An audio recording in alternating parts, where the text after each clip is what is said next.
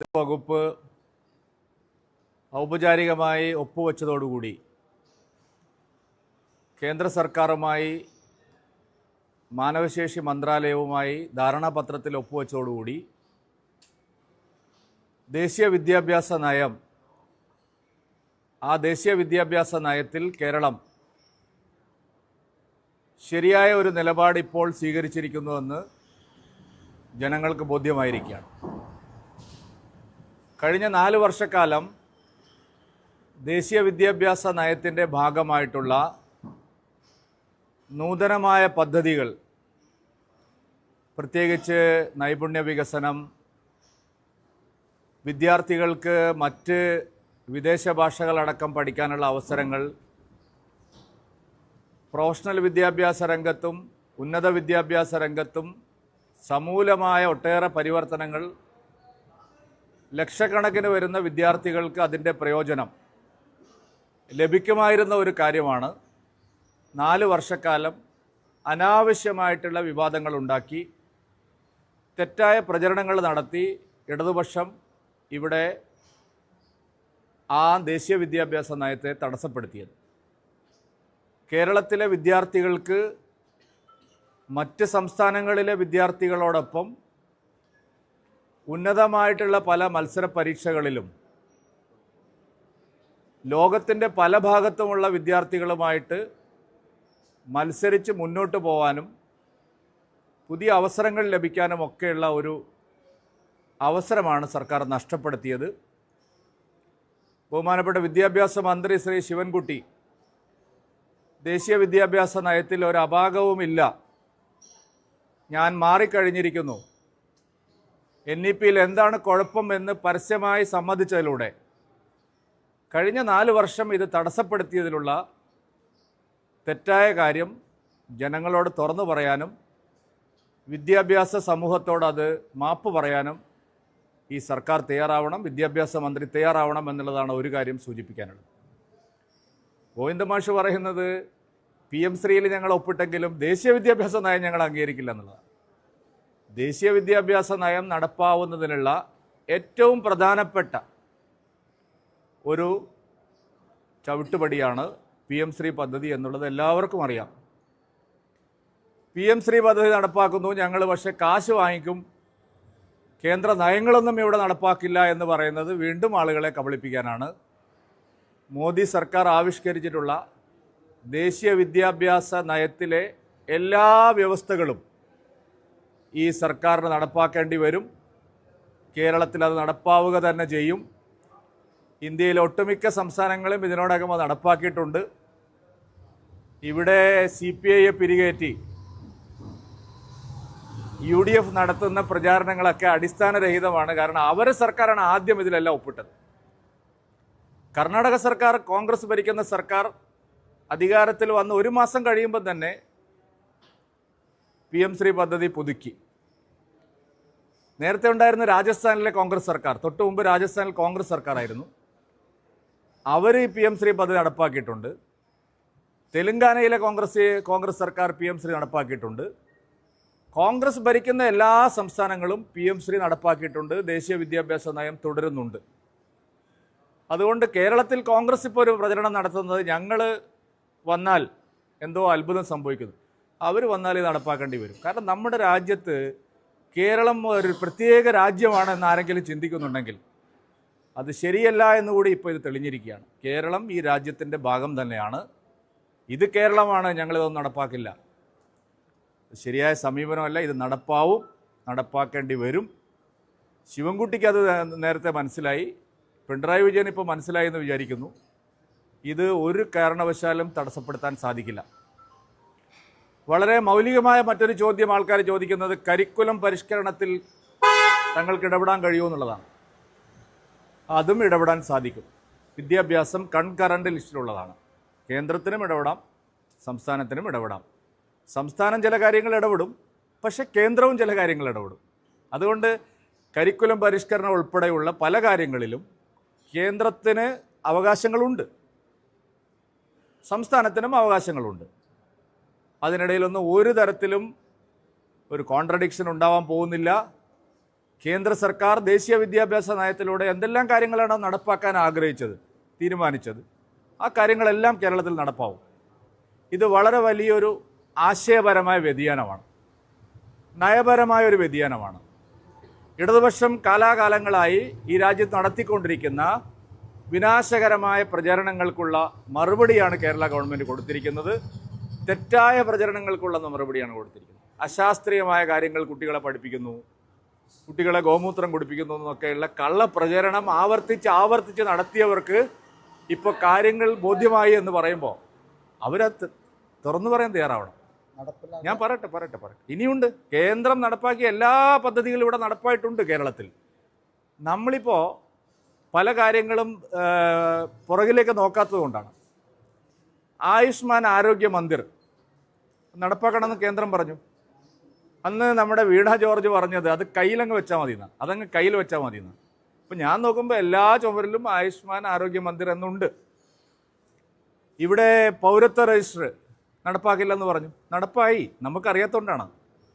അന്യരാജ്യങ്ങളിലുള്ള പൗരന്മാർ ഇവിടെ അനധികൃതമായി താമസിക്കുന്നുണ്ടെങ്കിൽ അവരെ പിടിച്ചിടാൻ ഈ പിണറായി വിജയൻ സർക്കാർ പ്രത്യേക കേന്ദ്രങ്ങൾ തുറന്നിരിക്കുകയാണ്. കൊല്ലം ജില്ലയിൽ ഈ അടുത്ത കാലത്തായി കേന്ദ്ര സഹായത്തോടു കൂടി വലിയൊരു ഒരു ആളുകളെ പിടിച്ചിടാനുള്ള സ്ഥലം വെച്ചിരിക്കുക. പൗരത്വ രജിസ്റ്റർ എന്ന് പറഞ്ഞാൽ അതാണ്. ഈ രാജ്യത്തിനല്ലാത്ത ആൾക്കാർ അനധികൃതമായിട്ട് ഇവിടെ കടന്നുകൂടി താമസിക്കുന്നുണ്ടെങ്കിൽ അവരെ കസ്റ്റഡിയിലെടുത്ത് തിരിച്ചയക്കാനാണ് പൗരത്വ രജിസ്റ്റർ നടപ്പാക്കുന്നത്. അപ്പോൾ പൗരത്വ രജിസ്റ്റർ ഇവിടെ നടപ്പായിട്ടുണ്ട്. കേന്ദ്ര സർക്കാർ പറഞ്ഞ എല്ലാ കാര്യങ്ങളും ഇവിടെ നടപ്പാക്കുന്നുണ്ട്. ഇനി ഒന്നുകൂടി ഞാൻ പറയാം, SIRഉം ഇവിടെ നടപ്പാവും. നിങ്ങൾക്ക് ഒരു സംശയവും വേണ്ട. നിങ്ങൾ മാധ്യമങ്ങൾ ഉൾപ്പെടെയുള്ള ആളുകൾ, ഈ മാർക്സിസ്റ്റുകാരും കോൺഗ്രസ്സുകാരും പറയുന്നുണ്ട് ഇതൊന്നും ഇവിടെ നടപ്പാവില്ല, ഇത് കേരളമാണെന്ന് പറയുന്നുണ്ടല്ലോ. ഒന്നും നടക്കില്ല, ഇതെല്ലാം ഇവിടെ നടപ്പാവും. നിങ്ങൾ നോക്കിയാൽ വൈകാതെ ഞങ്ങളുടെ ഒരു കണക്ക് കൂട്ടൽ 2026 നിയമസഭാ തെരഞ്ഞെടുപ്പിന് മുമ്പ് തന്നെ SIR കേരളത്തിൽ നടപ്പാവും എന്നുള്ളതാണ്. കാരണം തെരഞ്ഞെടുപ്പ് കമ്മീഷൻ ഒരു കാര്യം നിശ്ചയിച്ചാൽ എല്ലാ സംസ്ഥാനങ്ങളും നടപ്പാക്കണം. അപ്പോൾ SIR നടപ്പാവും, പൗരത്വ രജിസ്റ്റർ നടപ്പാവും, CAയുടെ എല്ലാ നിബന്ധനകളും ഇവിടെ നടപ്പാവും. എന്തൊക്കെയാണോ കേന്ദ്ര സർക്കാർ നടപ്പാക്കുന്നത്, പാർലമെൻറ്റ് പാസ്സാക്കിയിട്ടുള്ളത്. ഇപ്പോൾ വഖഫ് നിയമം, ഇവർ പറഞ്ഞു വഖഫ് നിയമത്തെ ഞങ്ങൾ അംഗീകരിക്കില്ല. രണ്ടുപേരും കൂടെ പ്രമേയം പാസ്സാക്കി, SIRൽ പ്രമേയം പാസ്സാക്കി. നിങ്ങളെ പ്രമേയമൊക്കെ മേശയിനകത്ത് ഇരിക്കുക എന്നല്ലാതെ ഇതൊക്കെ ഈ രാജ്യത്ത് നടപ്പാവും. അപ്പോൾ അതുകൊണ്ട് ദേശീയ വിദ്യാഭ്യാസ നയം അതിൻ്റെ എല്ലാ അർത്ഥത്തിലും ഞാൻ അത് ആവർത്തിക്കുകയാണ്, ആ വാചകം, എല്ലാ അർത്ഥത്തിലും കേരളത്തിൽ നടപ്പാവും.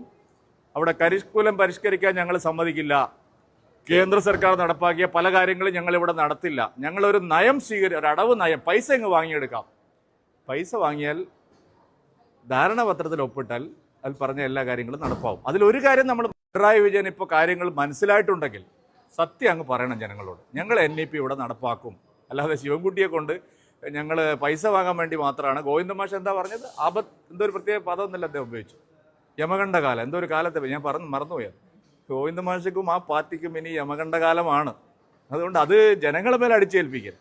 അതുകൊണ്ട് ദേശീയ വിദ്യാഭ്യാസ നയം ഫലപ്രദമായി കേരളത്തിൽ നടപ്പാക്കണം. PM ശ്രീയിൽ തുടങ്ങി വെച്ച കാര്യങ്ങൾ കേരള സർക്കാർ ഊർജിതമായി അടുത്ത അക്കാഡമിക് ഇയർ മുതൽ ശരിയായി നടപ്പാക്കണം എന്നുള്ളതാണ് ജനപക്ഷത്ത് നിന്ന് ഞങ്ങൾക്ക് സൂചിപ്പിക്കാനുള്ളത്. പിന്നെ CPIയുടെ കാര്യം നിങ്ങൾ ചോദിക്കേണ്ടതാണ്.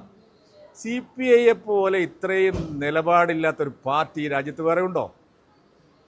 CPI എപ്പോഴും കുറയ്ക്കും, പക്ഷെ കടിക്കില്ല. CPIക്കുള്ള ഒരു ഏറ്റവും വലിയ ഗുണം അതാണ്.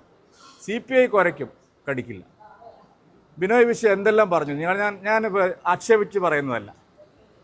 CPI പറഞ്ഞു മാവോയിസ്റ്റുകളെ നിയന്ത്രിക്കുന്ന കാര്യത്തിൽ കേന്ദ്ര നയം കേരളത്തിൽ നടപ്പാവില്ല. ആഭ്യന്തര വകുപ്പിന് ഒരു കൊല്ലം മാവോയിസ്റ്റ് വേട്ടയ്ക്ക് വേണ്ടി ഇവിടെ ആയുധങ്ങൾ വാങ്ങാനും പരിഷ്കാരത്തിന് എത്രായിരം കോടിയാണ് വരുന്നത്. CPI പറഞ്ഞു മാവോയിസ്റ്റ് വേട്ട നടപ്പാവില്ല.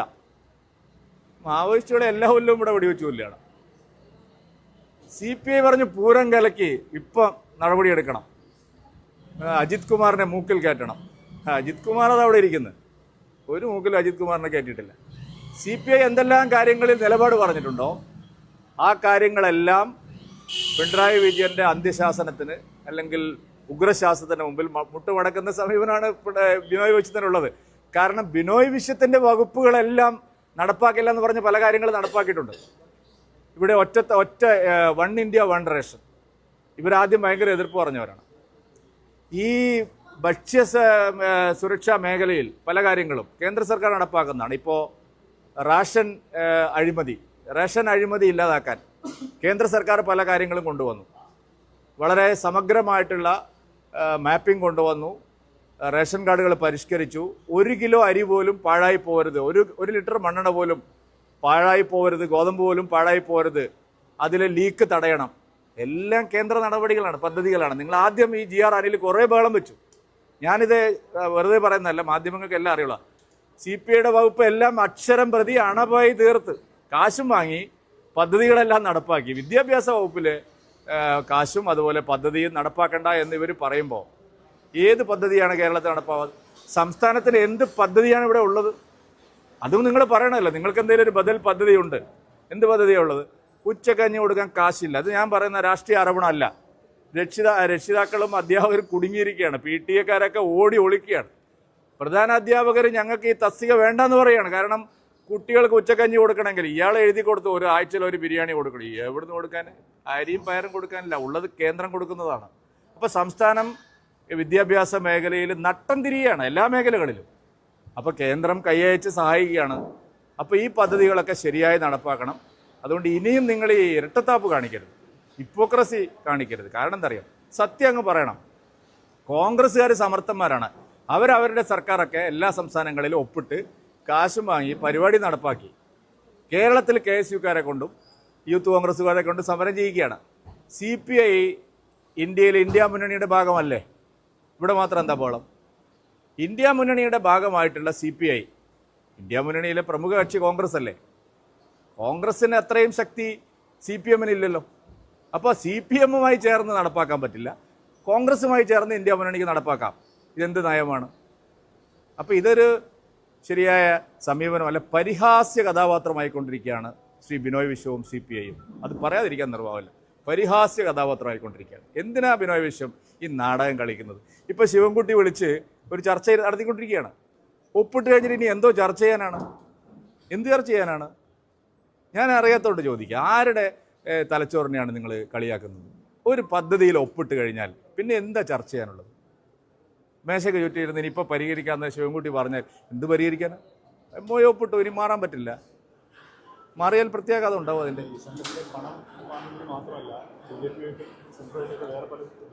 അതെനിക്കറിയില്ല. PM ശ്രീയിൽ വല്ല ഡീലുണ്ടെന്ന് എനിക്കറിഞ്ഞൂടാ. മുഖ്യമന്ത്രി പറയട്ടെ എന്താ ഡീൽ. PM ശ്രീ പദ്ധതിയിൽ നടപ്പാക്കുന്നതിൽ എന്താ ഡീൽ പറഞ്ഞോട്ടെ. ഇല്ലേ നിങ്ങൾക്ക് അറിയുന്നത് പറയും, കോൺഗ്രസിന് അറിയുന്നത് പറയും.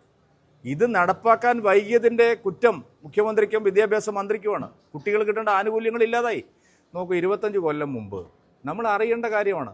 25 കൊല്ലം മുമ്പ് വിദേശ സർവകലാശാലകളുടെ ഓഫ് ക്യാമ്പസ് കേരളത്തിൽ വേണമെന്ന് പറഞ്ഞുകൊണ്ടാണ് TP ശ്രീനിവാസനെ അടിച്ച് നിലത്തിട്ടത്. ഇപ്പോൾ ഈ സർക്കാർ വിദേശ സർവകലാശാലകളുടെ ഓഫ് ക്യാമ്പസുകൾ വേണമെന്ന് പറയുന്നില്ലേ?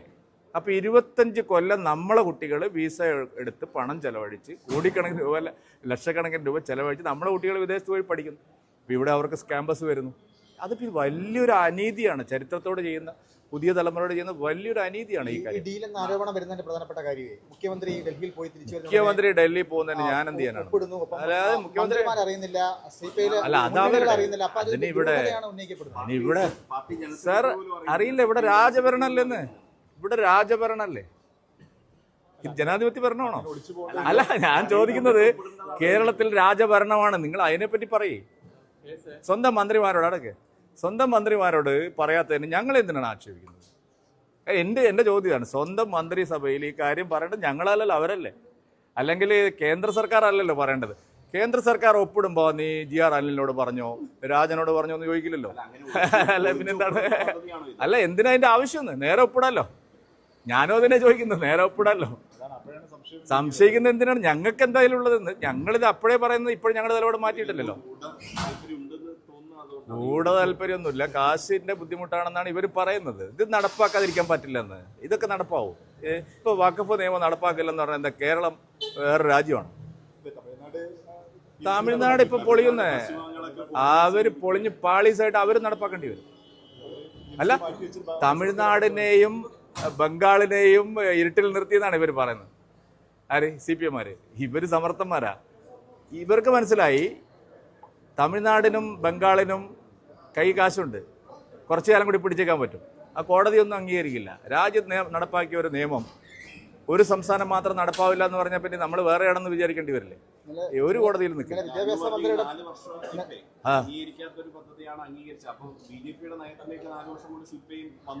അല്ലെങ്കിൽ അങ്ങനെ തന്നെയല്ലേ പണ്ട് മുതലേ. ഇവരാദ്യം ഓരോ കുറെ കാര്യങ്ങൾ പറയും, അപ്പം ഞങ്ങൾ ശരിയായ നിലപാട് പറയും. കുറച്ച് കഴിഞ്ഞപ്പോൾ ഇവരെ പാർട്ടി കോൺഗ്രസ് കൂടിയിട്ട് അതായിരുന്നു ശരിയെന്ന് പറയും. കുറച്ച് സമയം എടുക്കും. ട്യൂബ് ലൈറ്റ് പോലെയാണ് CPM, പെട്ടെന്ന് കത്തൂല. 4 കൊല്ലം എടുക്കും.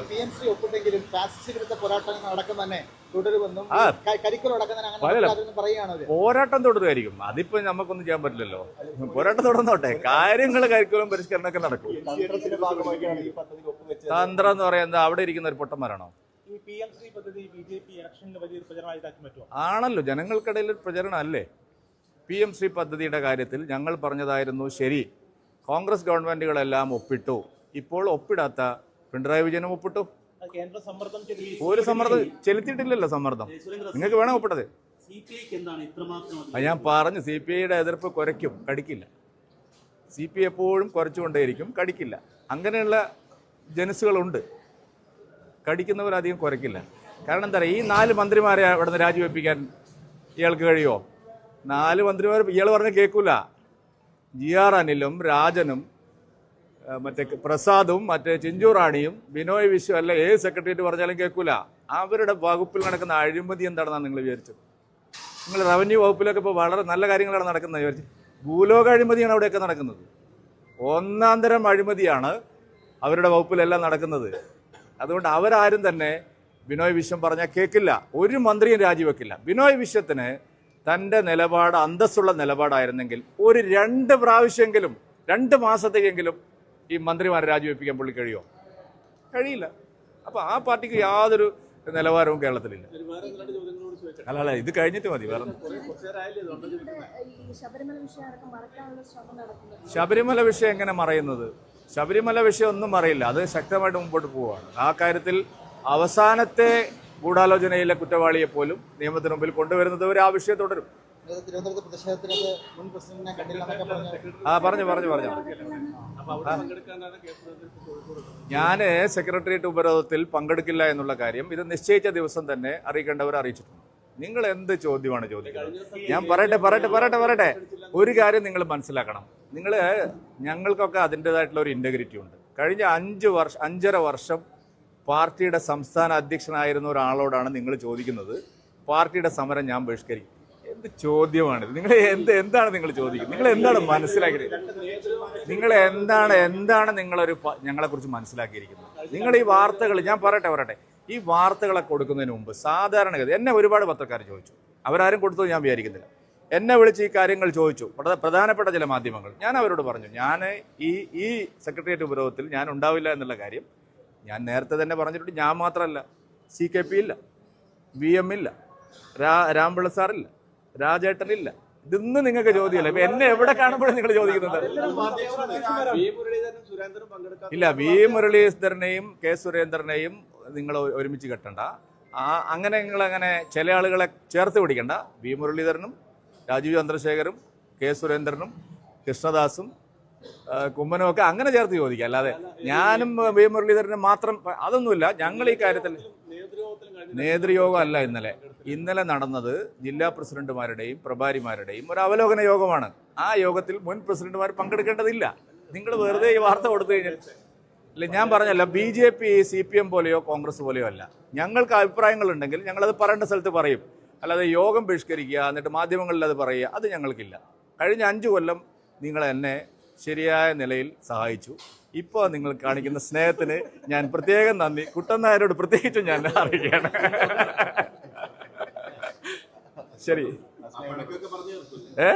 അല്ലല്ല, സഹായങ്ങൾക്ക് വലിയ നന്ദിയുണ്ട്, എപ്പോഴും ഓർമ്മിക്കണം.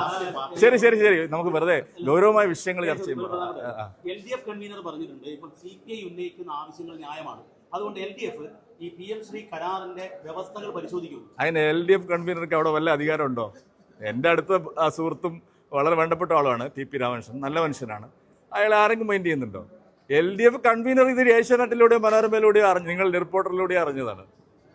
LDF കൺവീനർ പോയിട്ട് CPM പറയട്ടെ, CPM സംസ്ഥാന സെക്രട്ടറി അറിഞ്ഞിട്ടില്ല. ഇനി അതൊക്കെ നിങ്ങൾ ഇവിടെ MA ബേബി അറിഞ്ഞിട്ടുണ്ടോ? പിന്നെ എന്തിനാണ് നിങ്ങൾ എന്നെ കൊണ്ട് ഈ പരിഹസിപ്പിക്കാൻ വേണ്ടി മാത്രം നിങ്ങൾ ചോദിക്കണോ? CPM ഇതാരും അറിഞ്ഞിട്ടില്ല. എവിടെ അറിഞ്ഞു? അല്ലെ, അപ്പൊ ഈ വ്യവസ്ഥ പഠിക്കാതെയാണോ ഇത്രയും കാലം സമരം ചെയ്ത്?